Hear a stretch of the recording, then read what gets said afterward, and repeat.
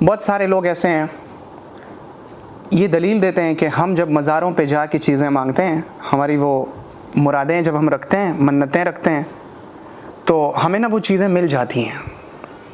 ہم اولاد مانگتے ہیں، ہمیں اولاد نہیں ہو رہی تھی، 7 سالوں کے بعد ہم فلاں مزار پہ پہنچے اور ہم نے منت مانگی کہ اولاد ہو جائے گی تو یہاں پہ ایک بکرا چڑھائیں گے، اسی سال اولاد اللہ نے دے دی۔ نوکری نہیں لگ رہی تھی، وہاں پہ دھاگا باندھا، نوکری لگ گئی۔ تو یہ کیا ہے؟ ایسے چیزیں دلیل نہیں بنتی ہیں۔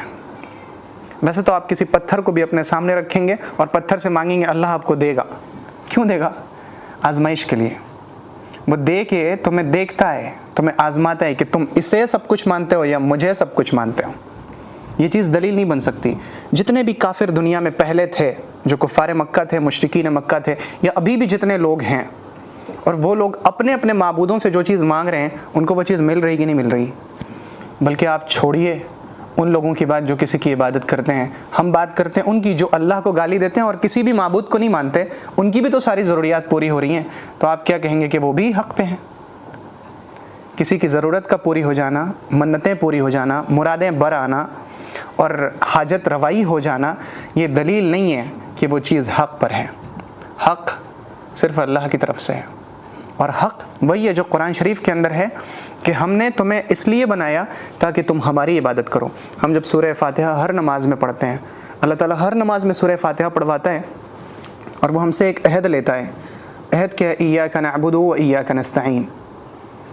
اس میں نا عربی میں اگر آپ غور کریں گے تو ایک جملہ آتا ہے، نعبدک و نستعینک، ہم تیری عبادت کرتے ہیں اور تجھ سے مدد چاہتے ہیں، نعبدک و نستعینک۔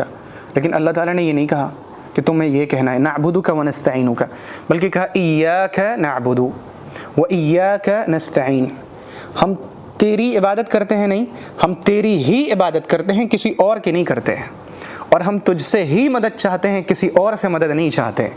یہ عہد 5 مرتبہ اللہ تعالیٰ ہم سے کروا رہا ہے، 5 مرتبہ کروا رہا ہے، اور کتنے ٹائمز کروا رہا ہے؟ آپ رکعتوں کو جوڑیے کہ دن اور رات میں رکعتیں کتنی ہوتی ہیں۔ ہر رکعت میں آپ سورہ فاتحہ میں اللہ تعالیٰ سے عہد کرتے ہیں کہ ہم تیری ہی عبادت کرتے ہیں، تجھ سے ہی مدد چاہتے ہیں، اور جب ہم زندگی میں جاتے ہیں تو ہم کہتے ہیں یا غوث مدد، یا رسول اللہ مدد، یا علی مدد۔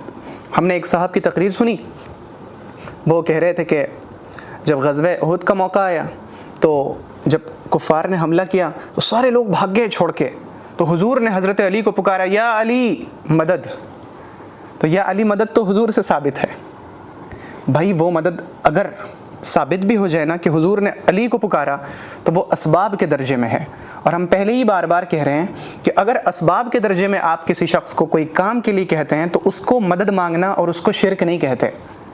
آپ ڈاکٹر کے پاس جاتے ہیں کہ ہمارا بچہ بیمار ہو گیا ہے، آپ مدد کر دیجئے، تو کیا مطلب ہے کہ آپ یہ کہتے ہیں کہ آپ خدا ہیں، آپ مدد کر دیجئے؟ نہیں، بلکہ اللہ نے آپ کو جو علم دیا ہے اس علم کی روشنی میں صحیح دوا تجویز کر دیجئے تاکہ دوا کا استعمال کر کے بندہ شفا یاب ہو سکے۔ یہ اسباب کے درجے میں یہ شرک نہیں ہے، بلکہ اسباب سے ہٹ کے جب بندہ کسی سے کوئی چیز مانگتا ہے وہ شرک کہلاتی ہے۔ سارے سوالات اوکے ہیں؟ جی۔ کچھ اینی تھنگ ایلس؟ ہاں جی۔